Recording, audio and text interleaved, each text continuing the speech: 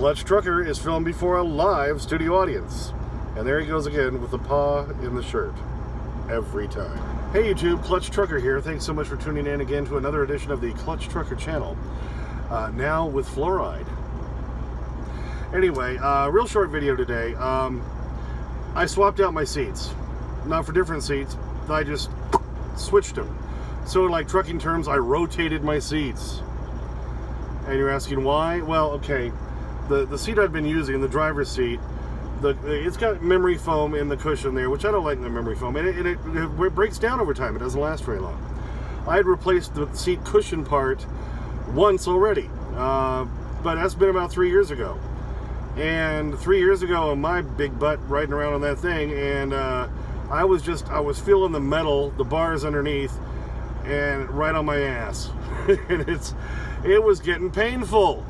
It was getting ridiculous. And I was driving along today, and it had been raining and snowing, and finally I got out of all the rain, and I hit a rest area where it was dry, and there was still some daylight, and I'm like, that's it!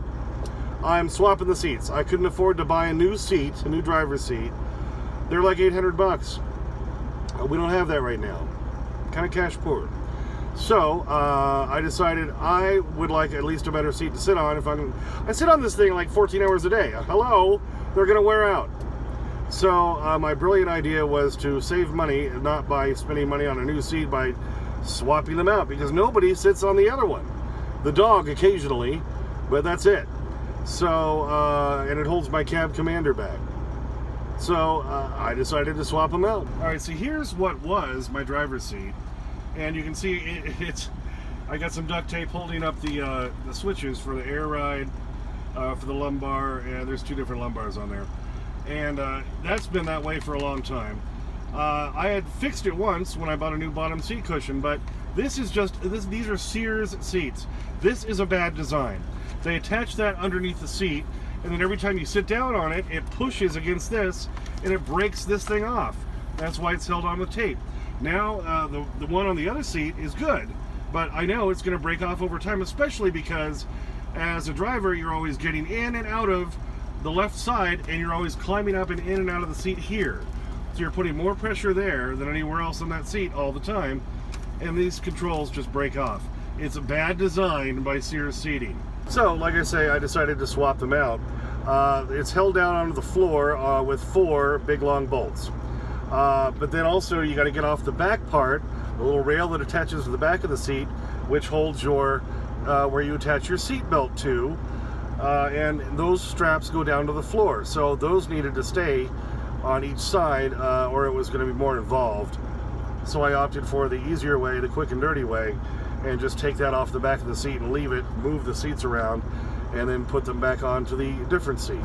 So, seems pretty straightforward, right? Oh no, there's always problems. Nothing's as easy as it seems.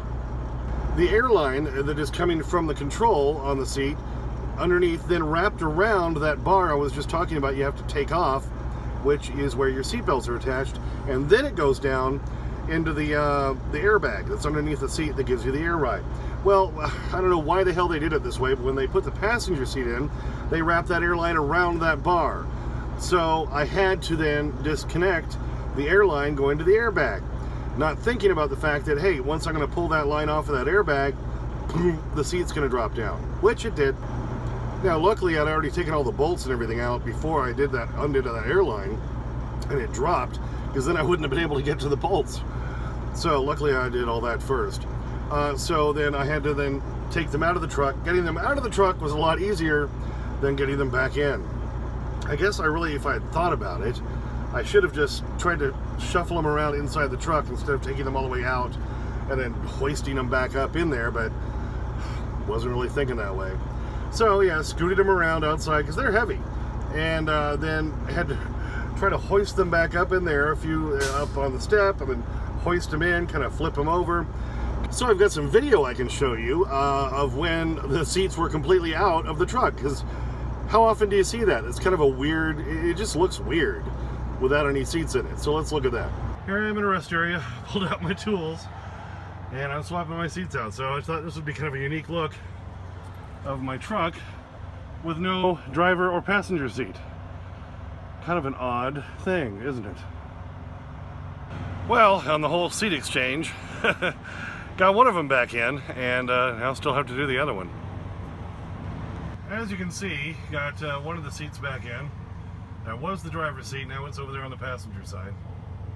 So that cushion has had it, and you can see how my controls have been hanging on with duct tape. So I can't afford a new seat, so this was my best solution. So there's where the other one's gonna go. And it's just sitting out here on the ground right now. Getting it up in the truck is one of the hardest parts.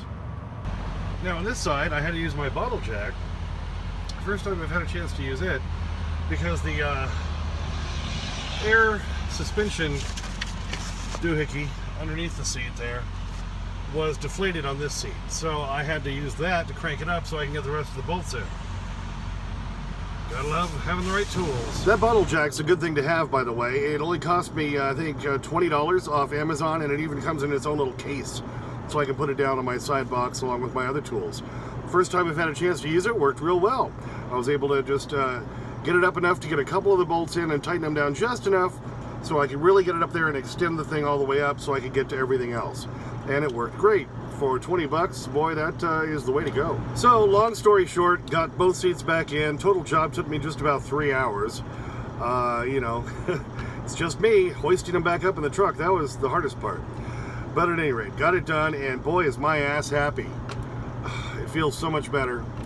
I'm so glad I did that. I just couldn't afford to buy a new seat, and I essentially had a new one sitting over there on the passenger side that barely gets used. So swap them out, baby. As I keep saying in all my videos, as an owner-operator, you got to save money wherever you can. Since I couldn't afford just to buy a new seat and have it installed, let's swap them out. It took 3 hours of my time and saved big money. And now I basically have a new seat again. Also, I started a video the other day about doing my trailer side light. That turned into a bigger job than I thought because it was a wiring issue. But now I bought the light and everything for the other side, so I'm going to be able to finish that video showing you how to do that with just the plug-ins. And I finally got in Boise the right plug to go with my new lights that I have on that video. So hopefully with some daylight in the next couple of days, I'll get that video done. Always something going on with your truck. You always got to keep up with something, baby. That's it. That's the trucking life. You know, you got to love it. Hey, thanks for tuning in. Please subscribe. Please like. Please comment. Ring that bell. As always, sniff that magic YouTube fairy dust. Clutch out.